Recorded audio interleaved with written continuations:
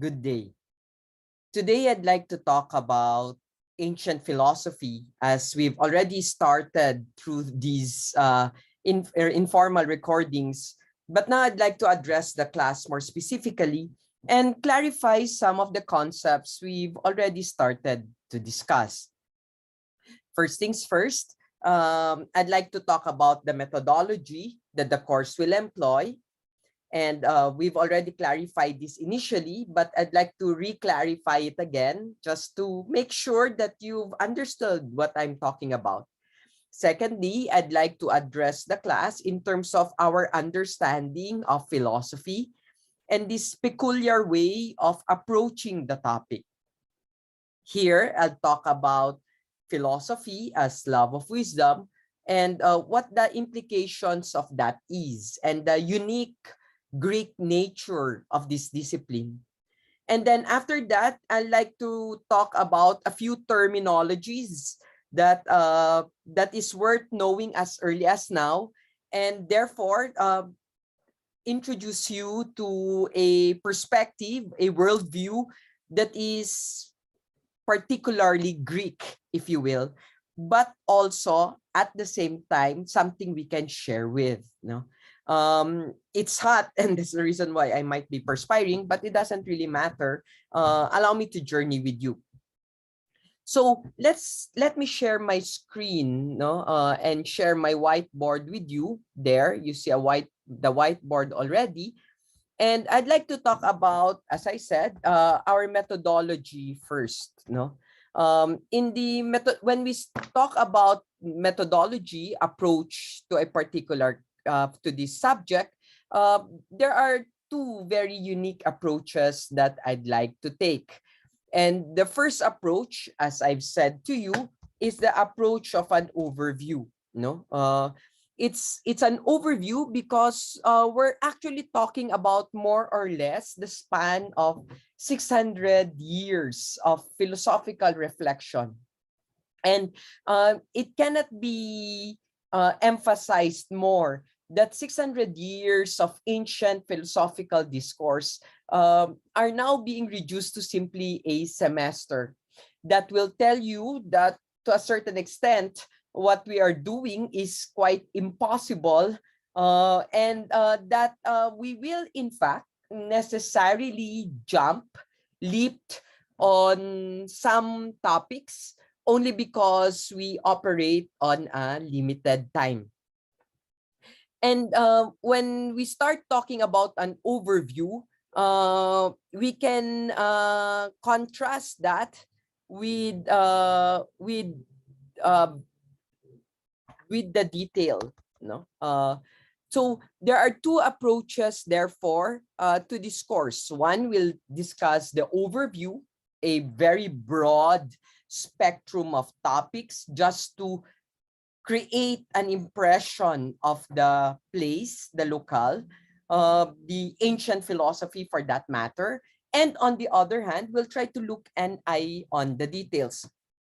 Roque Ferriols, SJ, would speak to this, speak of this one as one, tanaw, which is an overview. No, imagine yourself standing on a peak and seeing everything, no, from a vantage point.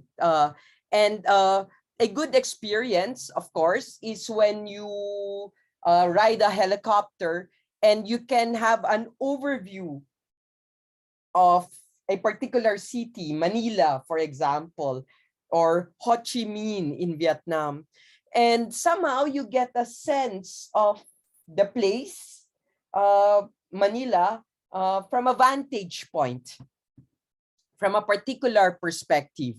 That reminds us, of course, that every viewing, understanding, comprehension of philosophy event, comprehending a philosophy event, necessitates a particular vantage point.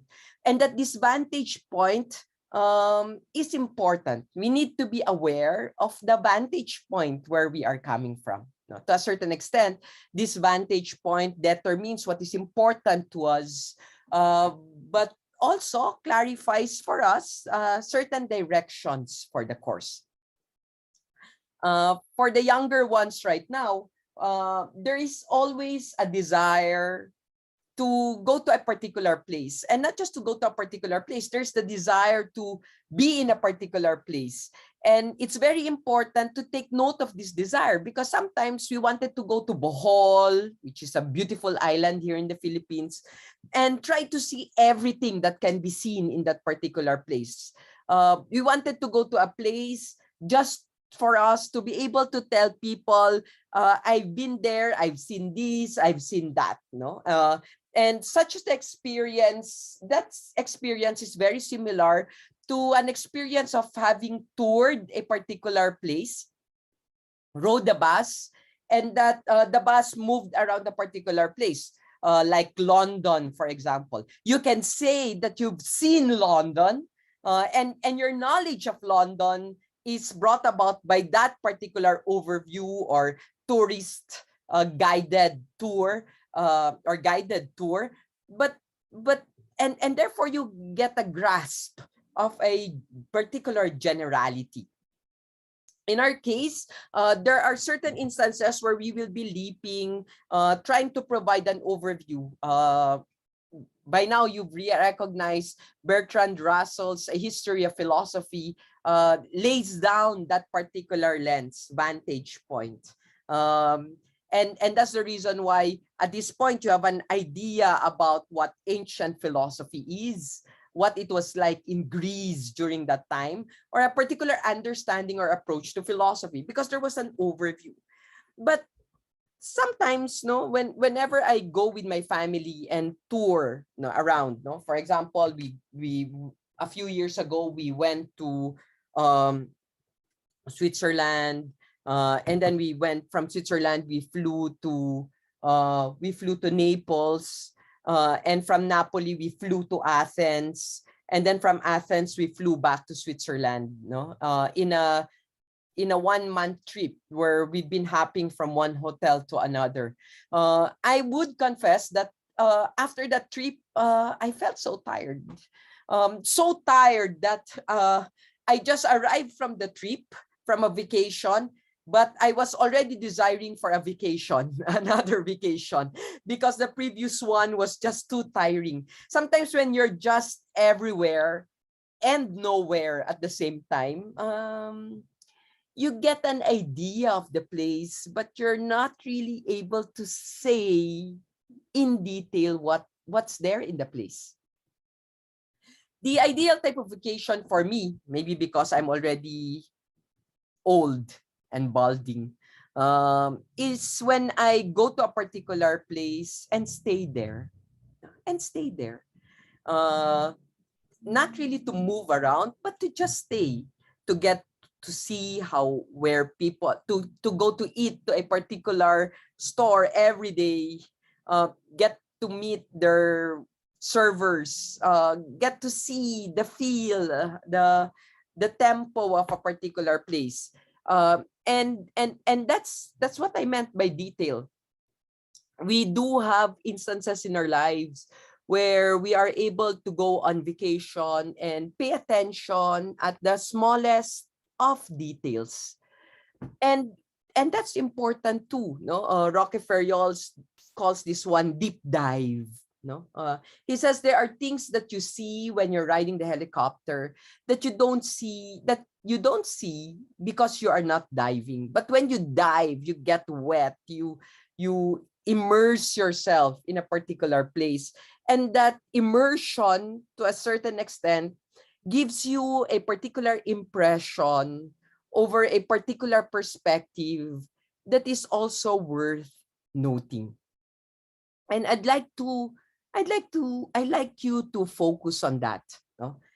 Two types of doing philosophy. One, pure generalities.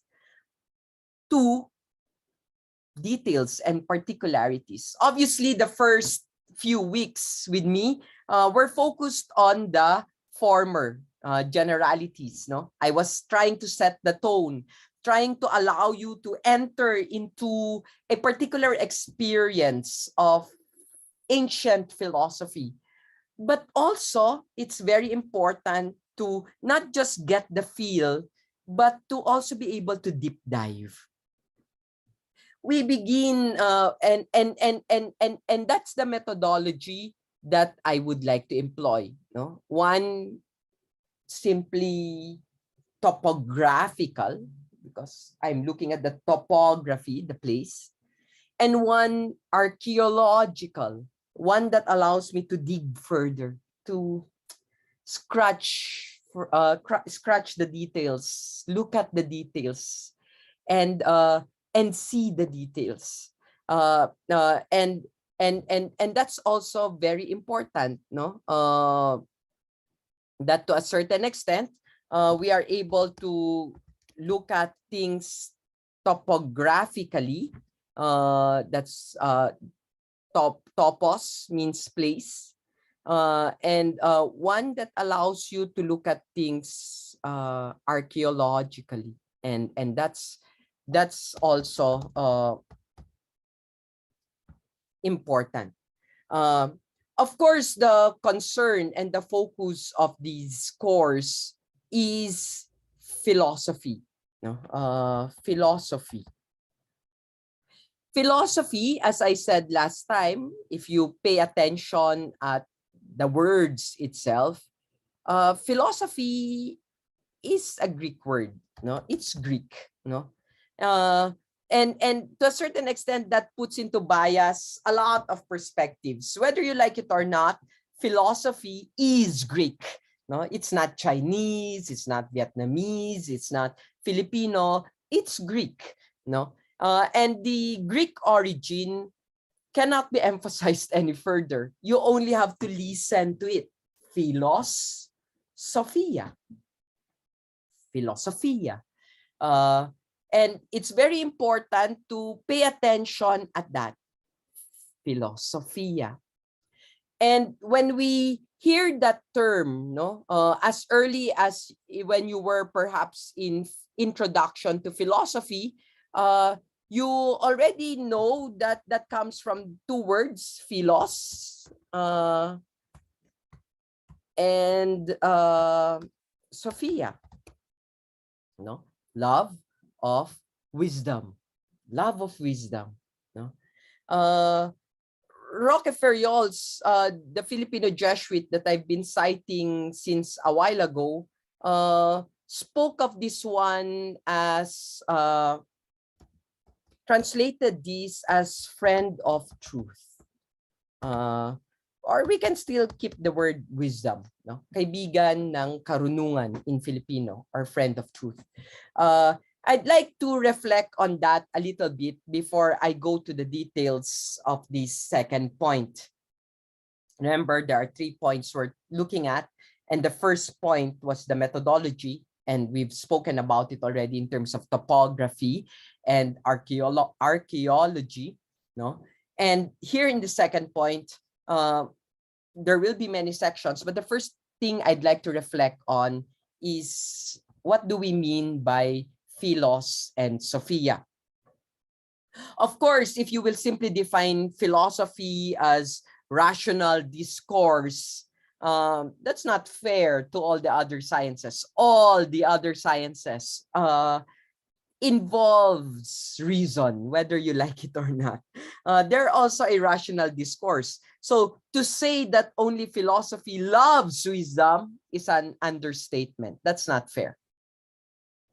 Of course, you'd say, but we were the first. We are the first discipline to develop.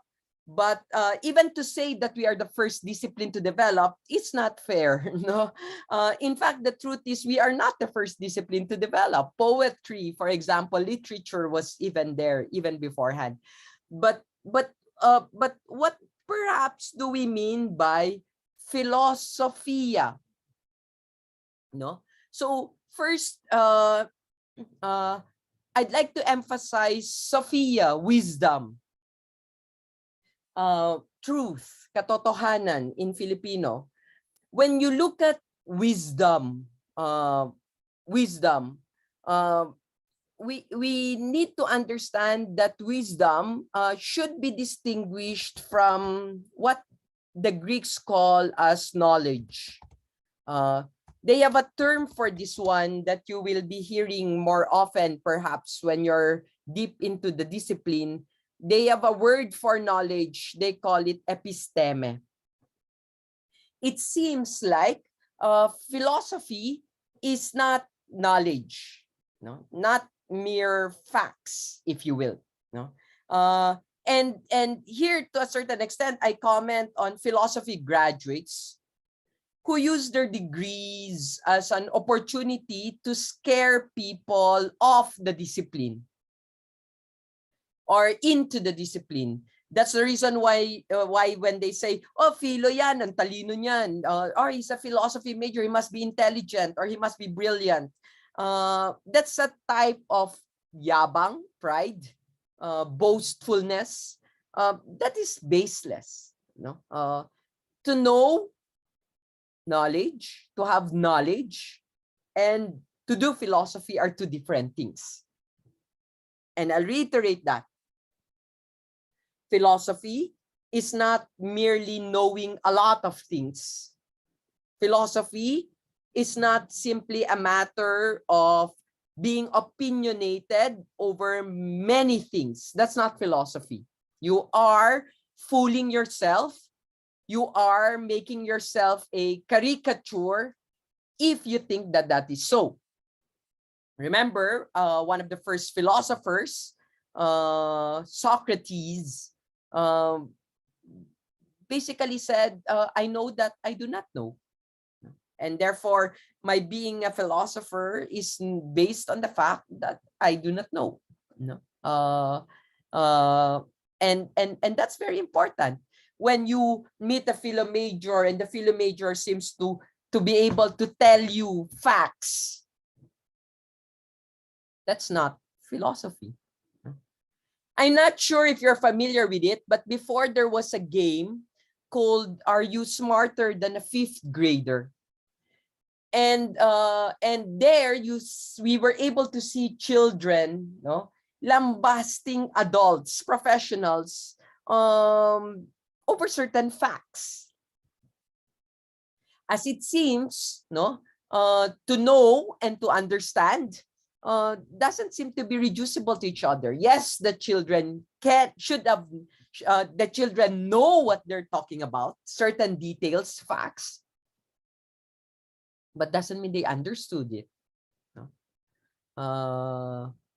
And that's where philosophy and the mere repetition of facts differs. If you were trained that philosophy is mere knowing what Plato said, or what Aristotle said, or what this philosopher said, well, sorry, that's not what philosophy is. That will reduce philosophy to an encyclopedic endeavor, which it is not. So, wisdom, knowledge, these are two different things that we need to clarify, that we need to reflect further on, no? If we are to make sense of the discipline that we are in. No? Philosophy is not simply knowing. You can know, but doesn't mean you're philosophizing. And that leads me to philos, no? Plato never invented the term philosophoi. No? I have a feeling that even before Plato, the word already exists. Rockefeller kept on telling us, no, that philosophers don't invent reality. We don't invent reality. That's the reason why he hated the understanding that philosophy is merely a thought experiment. Because an experiment, he says, is not real. But philosophy is interested with the really real. And because of that, it cannot be preoccupied with thought experiments, speculations, and things like that. But that it has to engage reality at its best. So, philosophize, a word that exists even prior to Plato, might refer to, says Rockefeller Yols, a group, a band of brothers who might think that they know, they are closer to the truth. No? That they have that the truth is closer to them. That's what a philosopher is. And when you say closer to truth, philos, often translated as love, can be understood in terms of friendship. No, but let's look at that first, love, because I'm sure you know philosophy to be love of wisdom. When you say love and when you do a particular phenomenological understanding of love and you dissect love, at the core of that understanding of love is a discussion of, when you say you love something, you cannot help but say that you desire that something. There's a desire. And desire is a movement, right? Desire actually points to a particular tendency. When we say tendency, we're talking about it also in terms of inclination. I have an inclination towards that which I desire. You know, that an inclination towards. C.S. Lewis, of course, in his book The Four Loves, spoke about four different types of love. No, agape, eros, philia, and storge. No, storge, love of objects; philia, love of friends; eros, intimate love; and then agape is love for the sacred. And philia tells you a particular inclination towards something that you befriend. Towards something that you befriend. And that tells you what it means. What does it mean to have someone as a friend? What does it mean to have someone as a friend? Of course, to have someone as a friend, that means you spend time. No, you spend a long time with that friend. And that means you are trying to befriend wisdom, befriend the truth, and befriending the truth, befriending wisdom necessitates spending time. You have to spend time. You cannot become a philosopher if you're lazy to spend time with wisdom, to read, for example. You are a fake philosopher, a fake friend if you don't sincerely share the same vision with your friend. Diba? And that's also something that we need to take into consideration. What does it mean to befriend wisdom? What does it mean to befriend truth? Okay.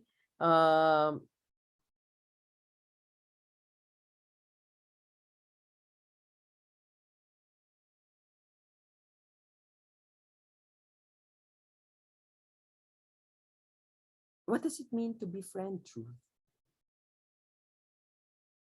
What does it mean to be a friend of wisdom?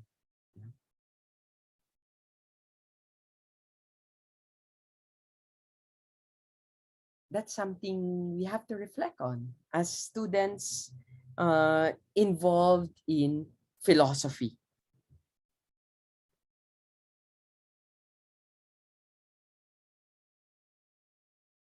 To look at this befriending enterprise, how the philosophers befriended wisdom, we need to go back and look at three very important Greek experiences that somehow, in one way or another, allowed us to understand what philosophy is. And that will be the content of my next video. If you have any questions, please do not hesitate to type in the comment box below, and I'll be sure to address them once they're out. Thank you very much for your attention. Please wait for the succeeding video where I discuss the 3 fundamental experiences that constitutes philosophizing. Thank you.